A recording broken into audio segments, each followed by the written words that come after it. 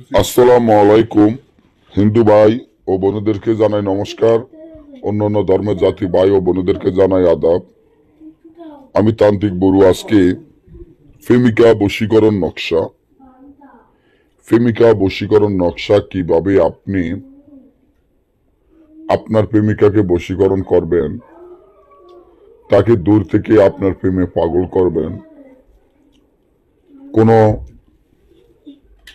তান্ত্রিক কবিরাজ ছাড়া নিজের কাজ নিজে করতে পারবেন। সে যত দূরে থাকুক, যেরকমই থাকুক, সে আপনার মহব্বতে পাগল হবে, আপনার প্রেমে পাগল হবে। আপনি যা বলবেন সে তাই শুনবে, আপনি যেটা বলবেন সেটাই সে শুনবে। যেমন আপনি যে প্রেমিকা বশীকরণ করতে চান, প্রেমিকাকে আপনি মহব্বতে পাগল করতে চান, আপনার প্রেমে পাগল করবেন, তখন আপনি এই তাবিজটি ভালো করে দেখে শুনে বুঝে শুনে কাজ করতে হবে। কিন্তু মিশকো, জাফরান, আম্বর, কস্তুরী, গোসনা, কামসিন্দুর, তারপর পেশার রক্ত একত্র করি 7 খণ্ড 7 টুকরা কাফনের কাপড় নিবেন। পেশার পালক ধারায় ওই কাফনের কাপড়ে তাবিজটি লিখবেন। নিচনে মেয়েটির নাম, মেয়েটির মায়ের নাম, আপনার নাম, আপনার পিতা মাতার নাম, মেয়েটির মাতা পিতার নাম সুন্দর করে তাবিজের নিচে লিখবেন।